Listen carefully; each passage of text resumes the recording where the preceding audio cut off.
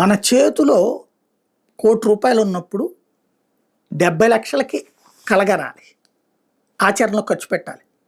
Maximum ఇంకో 10, 20 లక్షల రూపాయలు ఎక్కువ సంపాదించాలని కోరుకోవాలి. 1,10,00,000, 1,20,00,000 ఇవ్వాలి. అంతేగాని మన దగ్గర చేతిలో పైసా లేకపోయినా అప్పులు తీసుకుని బ్రతుకుతున్నా, ఇంకా అప్పులు చేద్దాం, ఇంకా కొంతమందిని అప్పుల ఊబిలోకి లాగుదామని ఎందుకు అనుకోవాలా? అమరావతిలో ఆ మధ్యన ఏం చెప్పారు? సెల్ఫ్ ఫైనాన్స్, అక్కడ భూములు అమ్మితే అక్కడికే డబ్బులు వస్తాయని చెప్పారు. తర్వాత చూస్తే దాదాపు 45,000 కోట్ల రూపాయలు అప్పులు తీసుకున్నారు. మొన్న ఈ మధ్యన ఏం చెప్పారు? 8,000 ఎకరాలు అమ్మితే గనక ఎకరం 20 కోట్లకు అమ్మేస్తే డబ్బులు వచ్చేస్తే అవి కట్టేద్దాం అనుకుంటున్నారని చెప్పారు. ఇప్పుడు 40,000-45,000 ఎకరాలు కొత్తగా తీసుకుంటాం అంటున్నారు. అది కూడా మళ్ళీ పూలింగ్ కిందన తీసుకుంటాం అంటున్నారు. పూలింగ్ అంటే ఏంటి? ఒక భూమికి 10 పైసలు డబ్బులు ఇవ్వకుండా తీసుకోవడం. ఇప్పుడు 10 సంవత్సరాల నుంచి 11 ఏళ్ళు అయిపోయింది అమరావతి రైతులు. వాళ్ళ బతుకేంటి?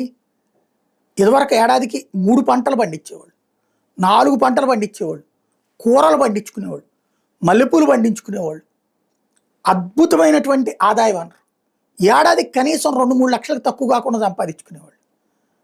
ఇప్పుడు ప్రభుత్వం ఇచ్చే 20,000, 25,000 మీదనో బతకాల్సి వస్తుంది. చేతిలో ఉన్న భూమి ఏమీ లేకుండా పోయింది. నడి రోడ్డు మీద నిలబడ్డారు వాళ్ళు ఒక్కసారిగా 11 ఏళ్ల నుంచి. అంటే ఓ తరం నష్టపోయింది.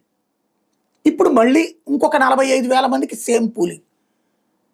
ఇవాళ ఈ రాజకీయ నాయకులు ఒక విచిత్రం ఏంటంటే, ఒక సాధారణ రైతు దగ్గర నుంచి భూమి తీసుకుంటున్నారు కదా, అదేమంటే వాళ్ళే ఇవ్వడానికి సిద్ధపడుతున్నారు. అంటే ప్రెషర్ చేస్తున్నాం మనం, సచ్చినట్టు ఇస్తారు. మిగతా చుట్టుపక్కల వాళ్ళతో చేసి ఎవరైనా చుట్టూతో మేమందరం ఇస్తాను, నువ్వు ఒక్కడ ఆపితే ఎట్లా అంటే ఇస్తారు.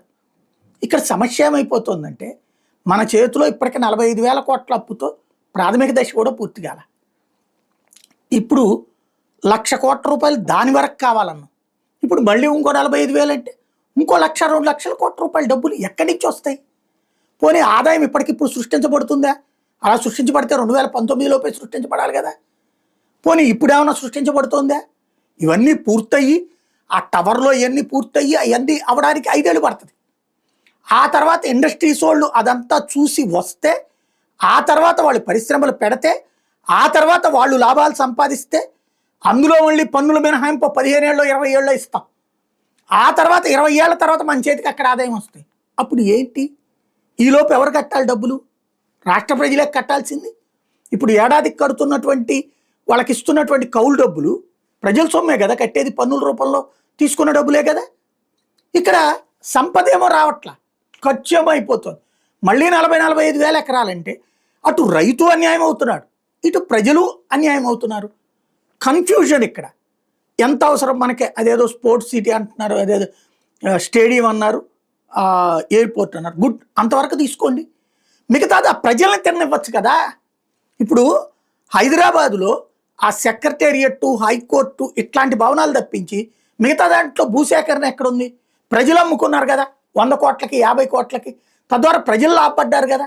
ఇక్కడ ఈ లాభం ప్రజలకి ఇవ్వచ్చు కదా, వాళ్లే బతుకుతారు కదా.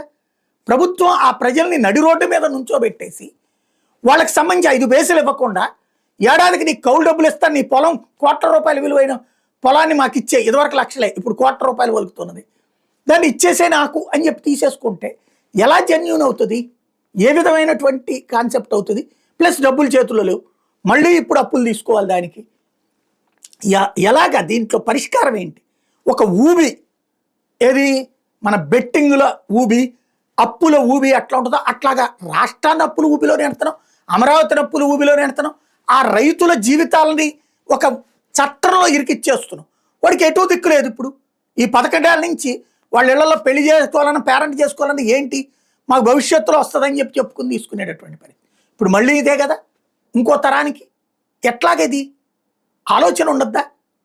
వాళ్ళని బతకనివచ్చు కదా మనం.